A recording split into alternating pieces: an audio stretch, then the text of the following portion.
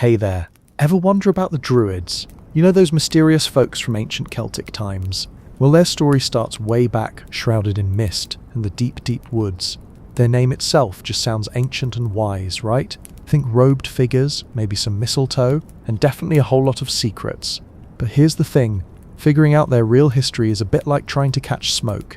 We've got bits and pieces, some guesses, and a bunch of stuff written by the Romans, who, let's be honest, weren't exactly their biggest fans. So our journey into their past kicks off right here with those quiet whispers from the old groves. Before we start, I would like to know where you are watching this video from and what time is it. Let me know in the comments down below. Also, while you are at it, please do like and subscribe so we can bring out more content like this. Now let's get started. To really get a feel for the Druids, you've got to picture their world. It was totally different from ours for sure. Everything revolved around spoken stories, a super strong connection to nature, and a spiritual vibe that was just bursting with life.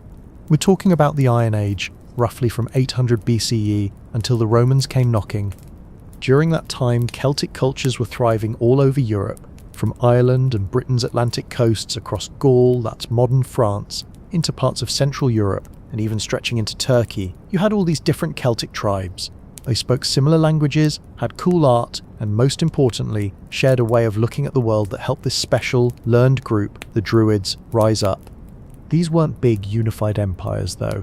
Nope, it was more like a patchwork quilt of tribes, often squabbling, but still connected by common cultural threads. Their homes ranged from sturdy hill forts to wide-open villages. Their lives, totally in sync with farming seasons, the occasional battle, and a deep respect for all the invisible forces that ran their world. Now, even before anyone wrote down the word Druid, there's tons of archaeological proof that specialized religious people were around in these early Celtic societies. Long before Roman soldiers marched in, folks in Western Europe were already doing some pretty intense rituals. Think about those massive stone circles and burial mounds like Stonehenge or Newgrange. They're way older than the Druids we know about, but they show that these ancient people really understood the sky's cycles, and they put in a ton of effort for spiritual or calendar stuff. While we can't say Druids built them, they definitely inherited a land already buzzing with spiritual meaning. They also had this deep cultural memory of being connected to the cosmos. And get this, they found bog bodies in northern Europe, often looking like they were part of some ritual sacrifice. Plus there are huge stashes of offerings found in rivers, lakes and sacred springs. All this tells us that these societies were super involved in trying to please the gods, making sacrifices and talking to the divine. These practices, going on for centuries, hint that there was always a line of people, individuals or groups, who helped make those connections. So it seems Druidism probably grew right out of that rich spiritual background. The name Druid itself is a bit of a puzzle for scholars, but the most popular idea gives us a cool peek into what they were all about. The Latin Druides and Greek Druides probably came from an old Gaulish word, maybe something like Druides, and that often gets translated as oak knower or strong seer. Doesn't that just fit perfectly with the image we have of Druids and their oak trees, mistletoe and incredible wisdom? Pliny the Elder, a Roman writer, even specifically connected Druid rituals with oaks and mistletoe. That really stuck in people's minds. So, whether they were oak knowers because they understood the tree's healing, or spiritual powers, or strong seers because they had deep insights and could predict the future, their name clearly points to profound knowledge and a bond with nature. The earliest mentions of Druids are just quick glimpses, popping up in Greek writings as far back as the 4th century BCE. These little notes often put them in the category of philosophers or learned men among the Celts. Even though they don't give us much detail, they prove that Druids were a recognised group long before Julius Caesar wrote his big accounts. They weren't some sudden new thing, they were the result of centuries of spiritual and intellectual growth within Celtic society. Now, here's a huge part of the Druidic mystery. They chose not to write down their knowledge. Julius Caesar, who's our main source, said that even though they could write, they used Greek letters for everyday stuff, they wouldn't put their religious teachings on paper. This wasn't because they couldn't, but because it was part of their beliefs. They wanted to keep their teaching secret from outsiders, and make sure their students really memorized everything. This oral tradition, while keeping their knowledge pure and exclusive, makes it super tough for historians today. We're left trying to piece together their beliefs and practices from scattered, often biased accounts by outsiders. And we also rely on echoes found in later Irish and Welsh myths. Those myths are rich with detail, but they were written centuries after the main Druid era and were definitely shaped by Christian monks. But even with these tricky sources, we can start to see a pretty clear, though not complete picture of what an early Druid did. They weren't just priests, their influence was everywhere in Celtic life, making them absolutely essential to society. First off, they were definitely the religious leaders of their communities. They led all the sacred rituals and ceremonies, acting like a bridge between people and the gods. This meant they had to understand nature's intricate cycles, the solstices, equinoxes, and moon phases, which guided farming and spiritual celebrations. They'd interpret signs, tell prophecies, and help their people make offerings to the gods and spirits of the land. These offerings, sometimes really elaborate, were made at natural spots, rivers, springs, lakes, bogs, and especially those sacred groves. These weren't just places to worship, they were living temples, full of spiritual energy. The Druids' deep connection to nature wasn't just a sweet idea, it was totally practical for people whose lives were tied to the land. They understood the subtle language of the wind through the trees, the flow of water, and the stars' movements. They saw the gods' will and the cosmos's patterns in all of it. Beyond their priestly duties, Druids were also judges and lawkeepers. In a society without written laws, their knowledge of old customs, past rulings, and oral traditions was super important. They'd settle arguments, mediate fights between tribes or individuals, and hand down punishments. Their decisions were final, and being kicked out of religious festivals, a punishment they could dish out, was the worst social disgrace you could imagine. This judging role really shows their authority and how much trust people put in their wisdom and fairness. They were the ones who made sure justice happened, keeping things orderly in a world that could get pretty wild. Their words carried huge weight, backed by both spiritual power and generations of legal tradition. Druids were also the teachers and lawkeepers of Celtic society. Young men, and maybe even some women, would spend up to 20 years in training. They'd memorize massive amounts of ancient poetry, natural philosophy, astronomy, and stories about the gods. This intense oral education made sure that cultural knowledge, history, and spiritual understanding were passed down. They were like the living libraries of their people, holding on to family trees, epic hero tales, and the complex way the Celts saw the universe. This focus on memory and spoken word meant knowledge was alive, constantly changing and getting stronger through storytelling and reciting. It made people really respect language and the power of words, seeing them as almost magical, able to shape reality. The bards, who were often connected to or part of the Druid class, were the ones who wrote and performed these epic stories, keeping the tribe's collective memory vibrant and alive. What's more, Druids were incredibly knowledgeable as healers and seers. Their understanding of medicinal herbs, natural cures, and healing methods was vital in a world without modern medicine. They were in charge of treating illnesses and injuries, mixing practical knowledge with spiritual approaches. They believed that sickness could come from both physical and supernatural causes. Their role as seers involved telling the future, interpreting signs, and sometimes going into trance-like states to get insights from the gods. This part of their job really cemented their image as incredibly powerful, almost supernatural figures, and the use of plants like mistletoe, often linked to healing and fertility, shows how they used their plant knowledge in a spiritual way. While most classical accounts focus on Gaul and Britain, there's strong evidence that Druidism also thrived in Ireland, which the Romans never conquered. This geographical difference is a big deal. It suggests that Druidism wasn't just a reaction to Roman influence, it was something that grew naturally within Celtic societies. In Ireland, Druids pop up in later medieval stories as powerful figures, often clashing with or having complicated relationships with early Christian saints. This hints that Druidism might have had a longer, perhaps different, journey in Ireland. Maybe it kept more of its original roles for a longer time before Christianity slowly took over. The Irish sources, even though they're much later, might give us a peek into Druid practices that were lost or suppressed in Roman-controlled areas.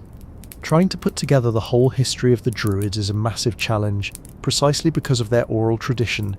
It's like having a puzzle with tons of missing pieces, and the ones we do have are often warped or incomplete.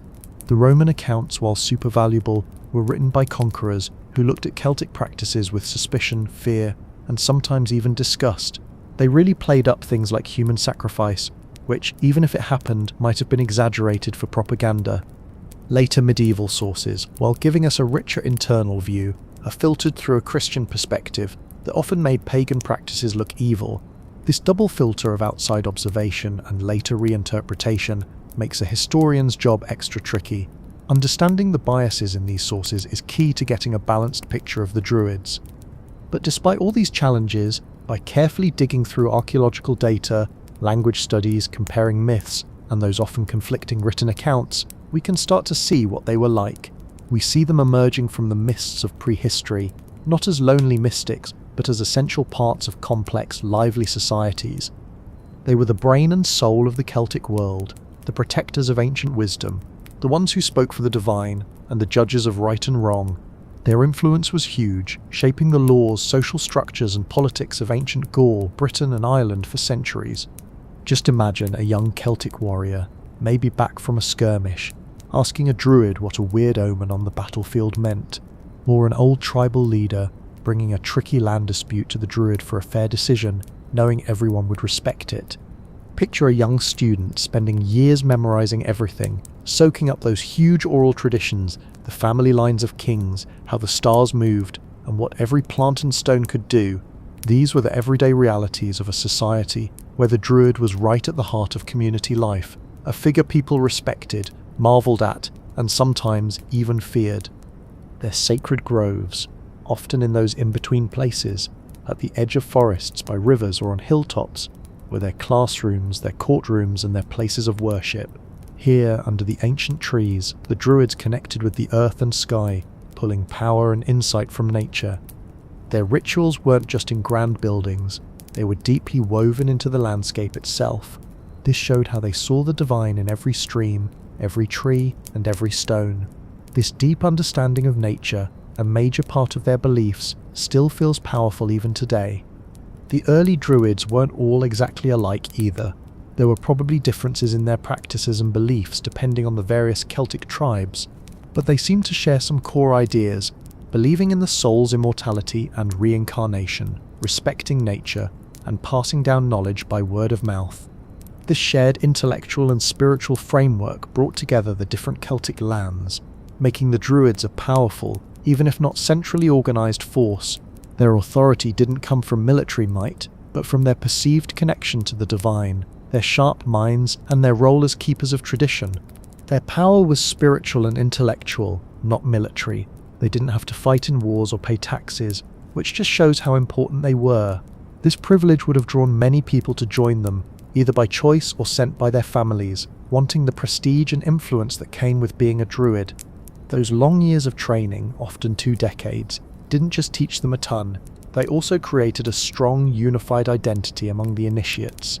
It formed a brotherhood, and possibly sisterhood, though early evidence for female druids is scarce, bound by shared wisdom and purpose. That rigorous training made sure only the most dedicated and capable individuals became druids. The fact that they didn't write things down is probably the biggest bummer for historians, but it also adds to their lasting mystique. If they had written everything, maybe a lot of the mystery would be gone, and that romantic image that stuck around for centuries might never have happened.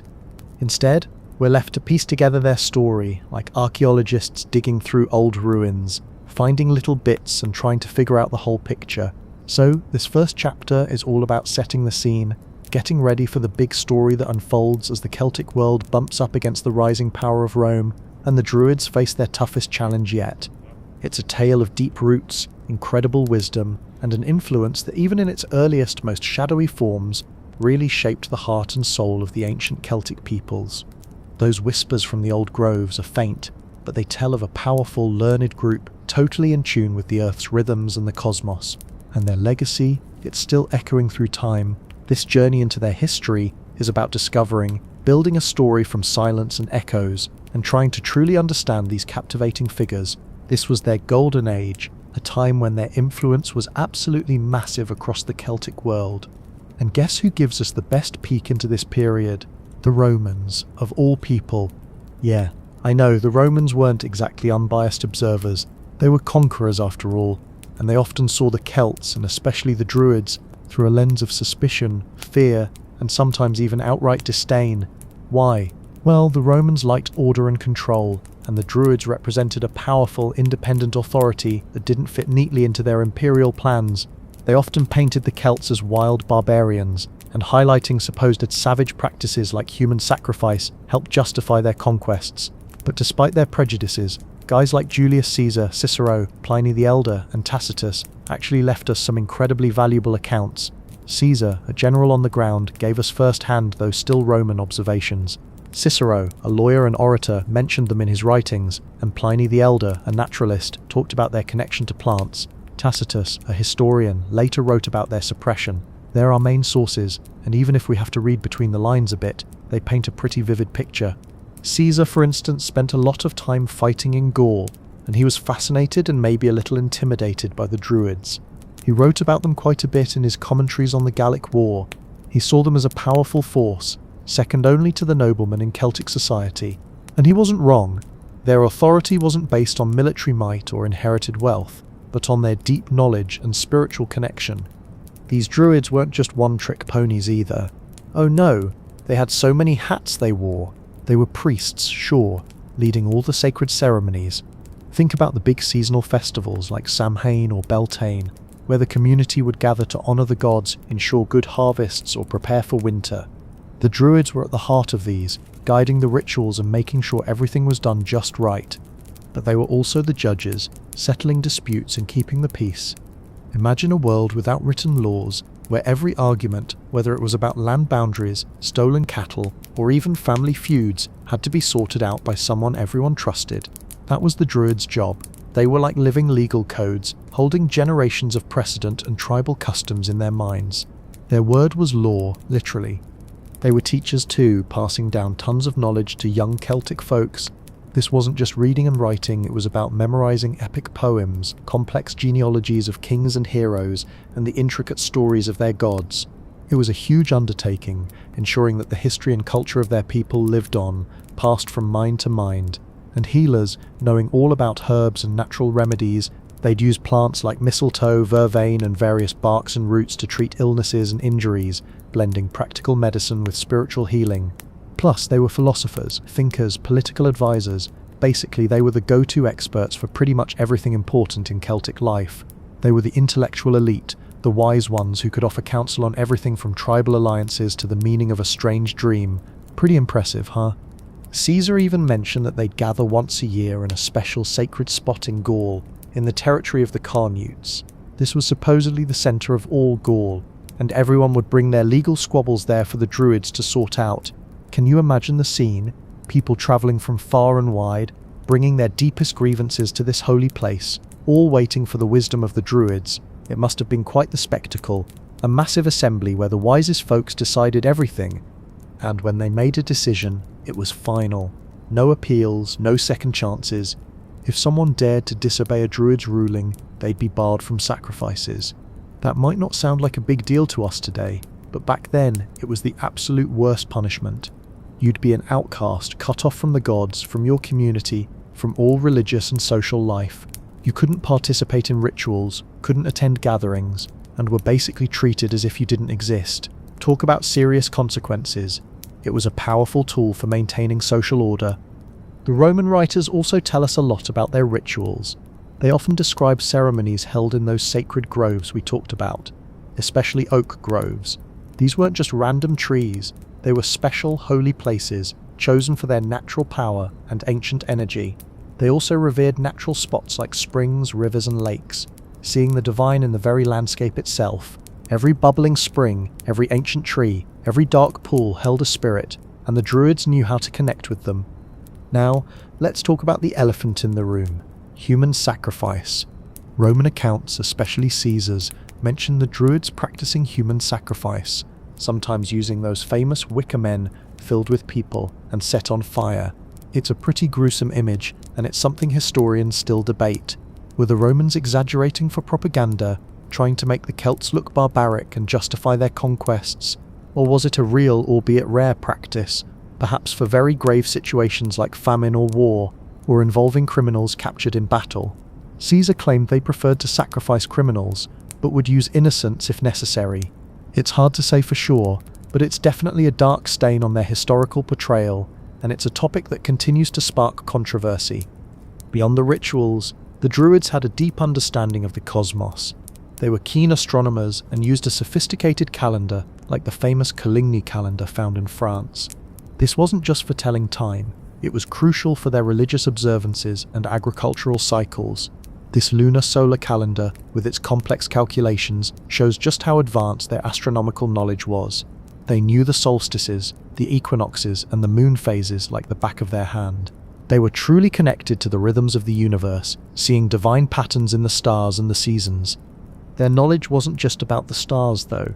They were also masters of natural philosophy, understanding the world around them in a way that blended science and spirituality.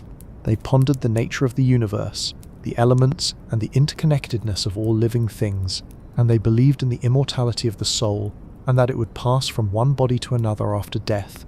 This belief in reincarnation was a core part of their worldview, shaping how they viewed life, death, and the cycle of existence. It's even suggested that this belief made Celtic warriors incredibly brave, as they had no fear of death, knowing their souls would simply move on. And remember how they didn't write things down? That oral tradition was a huge part of their power. It meant that their knowledge was exclusive, passed directly from master to student over many, many years, sometimes up to 2 decades of intense training. Imagine the discipline and memory required for that. This wasn't just about memorizing facts, it was about truly understanding and embodying that wisdom, making it a part of who they were. It made their teachings incredibly potent and revered, and also kept their secrets safe within their order. This rigorous apprenticeship created a strong bond among the Druids. They were a cohesive, respected class, and their members were exempt from military service and taxes. Talk about perks. These privileges likely attracted many to their ranks, either young men sent by their families seeking a prestigious career, or those who chose the path themselves, seeking the deep knowledge and influence that came with being a Druid. It was a path of lifelong learning and immense responsibility. So, during this peak period, the Druids were truly at the heart of Celtic society. They weren't just religious figures, they were the guardians of knowledge, the arbiters of justice, and the spiritual compass for their people. They held immense authority, not through force but through their wisdom, their perceived connection to the divine, and their deep understanding of the world around them. Their power was unique, woven into the very fabric of Celtic life. But as we'll see, this golden age, so vividly captured, even if imperfectly by Roman eyes, wouldn't last forever.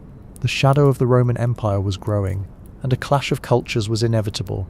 The Druids, with their unique power structure and deep roots in Celtic identity, would soon face their greatest challenge yet.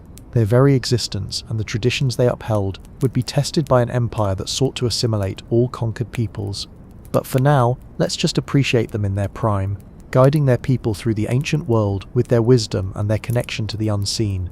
It's a truly fascinating chapter in history. So we just left the Druids basking in their golden age, holding immense power and respect across the Celtic lands. But, as with all good stories, a storm was brewing on the horizon. A massive, unstoppable force was on the move, and it was about to crash head-on with the ancient Celtic way of life.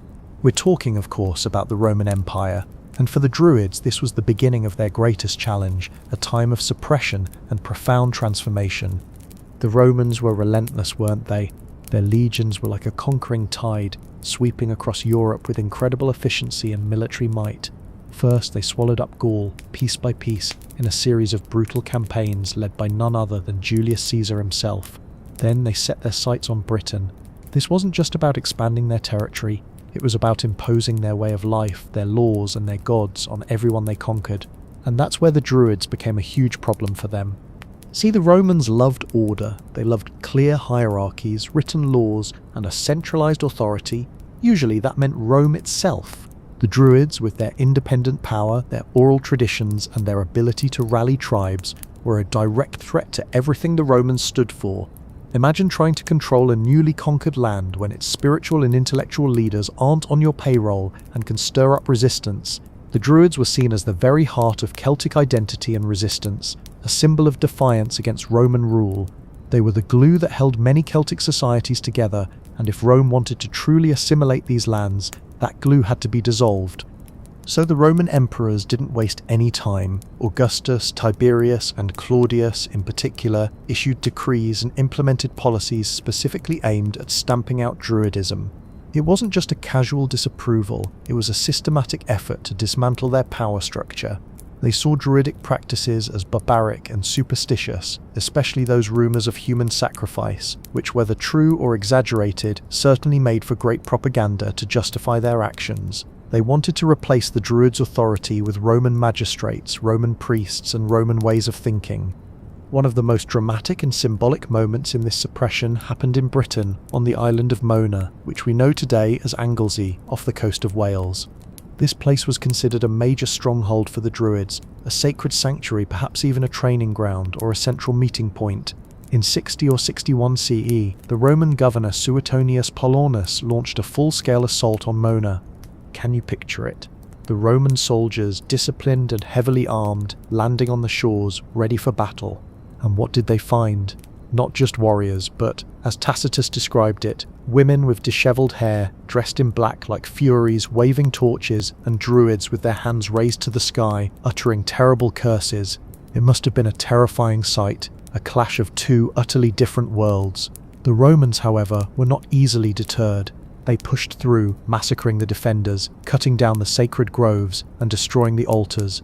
It was a brutal, decisive blow, meant to break the spirit of Celtic resistance and, crucially, to sever the head of Druidic power in Britain. The fall of Mona was a clear message. Roman rule was absolute, and ancient traditions that stood in its way would be crushed. After events like Mona, Druidism in Gaul and Roman Britain really started to fade. The Romans didn't necessarily kill every single Druid, but they systematically dismantled their roles. Their judicial functions were replaced by Roman law courts. Their educational roles were undermined by Roman schools and the spread of Latin. The sacred groves, once vibrant centres of worship, were often cut down or replaced with Roman temples dedicated to Roman gods. It became dangerous to openly practice Druidism. Many Druids likely went underground, or their roles simply withered away as Roman culture became dominant. Some might have even assimilated, finding new ways to apply their knowledge within the Roman system, perhaps as scholars or healers, but no longer as independent spiritual authorities. But here's where the story gets a little different. Ireland. Unlike Gaul and Britain, Ireland was never conquered by the Roman Empire. The legions never set foot there in force. This meant that Druidism in Ireland had a chance to evolve without the direct violent suppression seen on the continent and in Britain. It didn't face the same immediate threat of being systematically dismantled. So what happened there? Well, Druidism persisted longer in Ireland, but it still changed. When Christianity arrived in Ireland, probably around the 5th century CE, it wasn't a clash of armies, but a battle of ideas and spiritual influence. The Druids in Irish sagas are often portrayed as powerful figures, sometimes even performing magic, directly challenging the early Christian saints. Think of stories where a Druid might conjure a mist or a storm, and a saint would counter with a miracle. This suggests that while their overt political power might have lessened, their spiritual and magical reputation remained strong for a good while. Over time, though, even in Ireland, the Druids' priestly functions gradually diminished. They weren't replaced by Roman law, but by the growing influence of the Church. However, many scholars believe that aspects of their roles were absorbed or transformed into other respected positions within Irish society. The Filled poets and seers, the Senshadi, historians and genealogists, and the Brithamain judges of early medieval Ireland might well be the spiritual descendants of the Druids. These were still learned classes, deeply knowledgeable in oral traditions, laws, and the history of their people. They kept the flame of Celtic culture alive, even as the overt practice of Druidism waned. So while the Druids as a distinct powerful priestly class largely disappeared from the historical record in Romanized lands by the 2nd century CE and slowly transformed in Ireland, their legacy didn't just vanish.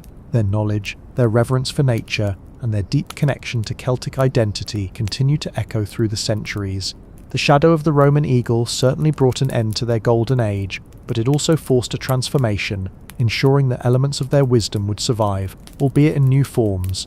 This period marks a crucial turning point, moving from direct, visible power to a more subtle, sometimes hidden influence that would resurface much later. So the Roman eagle had cast its long shadow, right? Druidism, as that powerful organised force, had pretty much faded in Gaul and Roman Britain, and even in unconquered Ireland it was slowly changing. But here's the cool part. Even though they weren't openly running things anymore, the Druids didn't just disappear into thin air. Oh no, their memory, their essence and their stories lived on, especially in the early medieval period. This is where things get a bit hazy. a mix of history, legend, and a whole lot of storytelling. As Christianity spread across Europe, it wasn't just building churches, it was also shaping how people thought about the old ways. And well, the Druids often ended up on the wrong side of that narrative. Christian writers trying to establish their new faith sometimes painted the Druids in a pretty negative light. They weren't just pagan priests anymore. They were often depicted as evil sorcerers, dark magicians, or even devil worshippers. It was a way to discredit the old religion and make the new one look better, you know? This wasn't a physical suppression like the Romans did, but more of an ideological one, a battle for hearts and minds.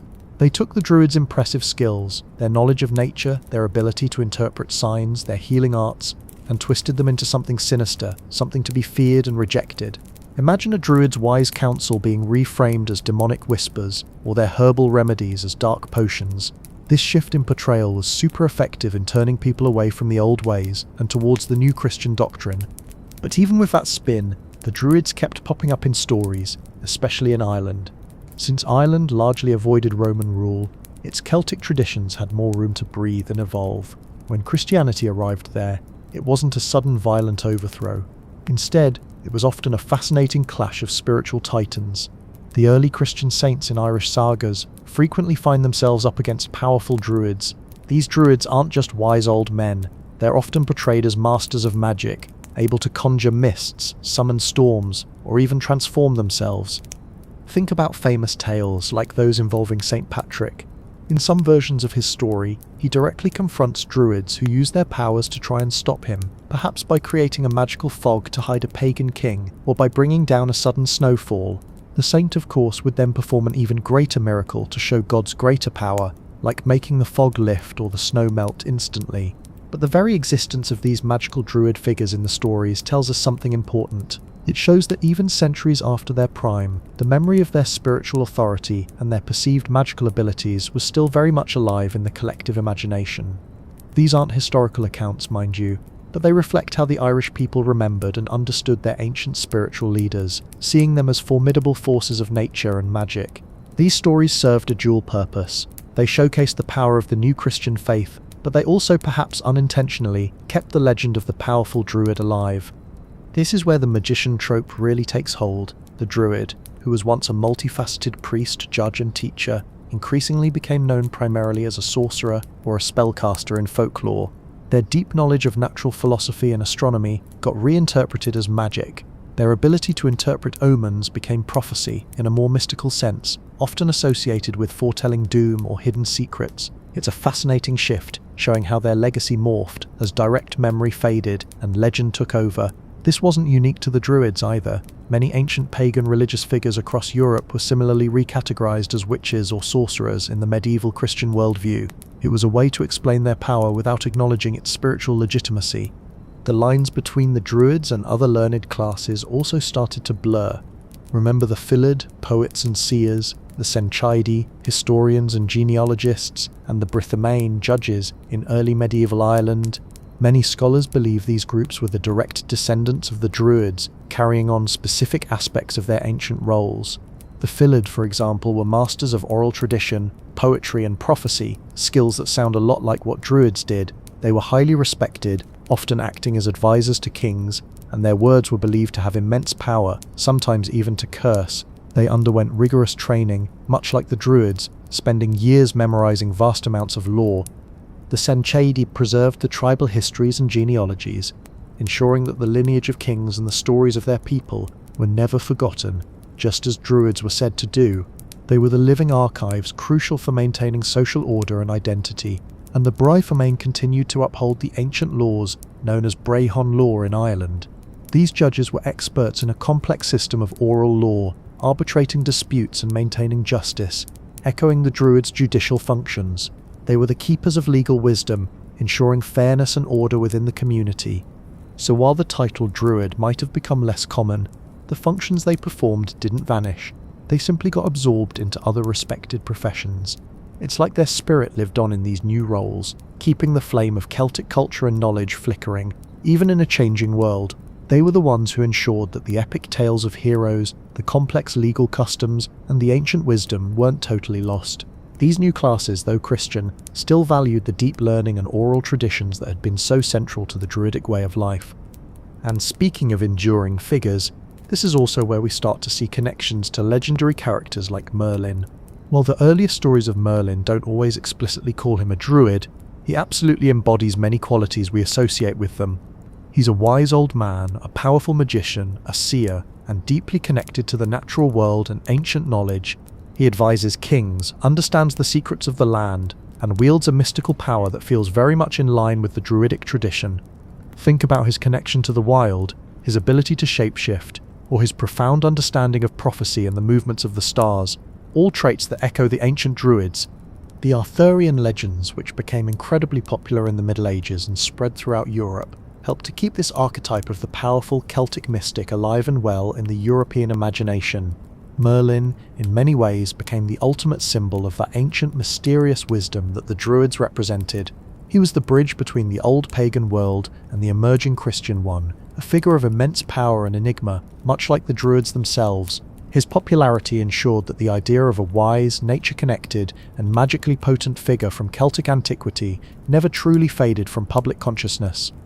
By the High Middle Ages, direct, clear references to Druids as a living, functioning class were pretty rare.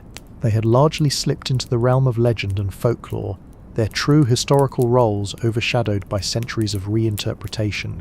They became more of a mythical figure, a character in stories rather than a real-world social class. But even in this diminished form, their presence in stories and cultural memory was crucial. It meant that the idea of a powerful, nature-connected, wise Celtic spiritual leader never truly died out. It was just waiting, like a seed buried deep in the earth, for the right time to sprout again, to be rediscovered and reinterpreted by later generations. And that, as we'll discover, is exactly what happened much later, leading to a surprising resurgence of interest in these ancient enigmatic figures. So we left the Druids as these almost mythical figures, right? Their real-world power had faded, but their legend lived on in stories, especially in places like Ireland, and even morphed into characters like the iconic Merlin. For centuries they were more of a whisper from the past, a fascinating footnote in history, but not a living, breathing tradition. They were like ancient echoes, sometimes heard in a folk tale, sometimes glimpsed in a medieval manuscript, but largely dormant. Their old groves might have stood silent, their wisdom seemingly lost to the ages, but then something really interesting happened. Like that seed buried deep in the earth, waiting for just the right conditions, the idea of the Druids began to sprout again, leading to a surprising resurgence of interest. This all really kicked off during the Romantic period, roughly from the late 18th to the 19th centuries. Why then? Well, people were getting a bit fed up with the strict, logical rules of the Enlightenment and the grimy realities of the Industrial Revolution. They longed for something more soulful, more mysterious, more connected to raw nature and their own unique national pasts. Think sweeping, dramatic landscapes, crumbling ancient ruins, and a deep fascination with all things wild, untamed, and well romantic. It was a cultural shift, a yearning for emotion and intuition over pure reason, for the sublime in nature over the controlled environment of the city. And what could be more romantic and ancient than the Druids? Suddenly these forgotten figures became powerful symbols of a proud, pre-Roman native heritage for Britain and beyond. They represented a time before foreign conquest, a pure indigenous spirit. It was a time of intense antiquarianism too. People were really digging into old ruins, sketching them, and trying to figure out what they meant. Places like Stonehenge, which we now know predates the Druids by thousands of years, became mistakenly but firmly linked to them in the popular imagination. Why? Because it was ancient, mysterious, and seemed to perfectly fit the image of a powerful, nature-worshipping priesthood. It was a grand, open-air temple that felt druidic, even if the timeline didn't quite match up. Scholars and enthusiasts, sometimes with more enthusiasm than strict historical accuracy, started to rediscover the Druids, projecting their own ideals onto these enigmatic figures. They saw them as noble savages, living in harmony with nature, wise philosophers who held secrets of the universe, or even proto-scientists who understood celestial mechanics long before modern astronomy. This was a way to romanticize a pre-industrial past, to imagine a time when humanity was more in tune with the earth and its rhythms, a stark contrast to the smoky factories and crowded cities of their own era. This renewed interest wasn't just academic. It led to the actual creation of modern druidic orders and fraternal organizations. And this is a super important point.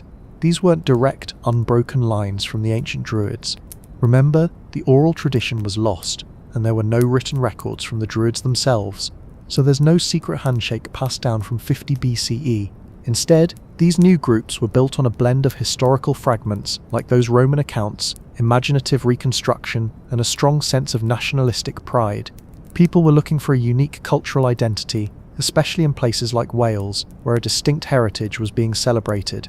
People like Iolo Morgan W.G., born Edward Williams in Wales, were incredibly influential here.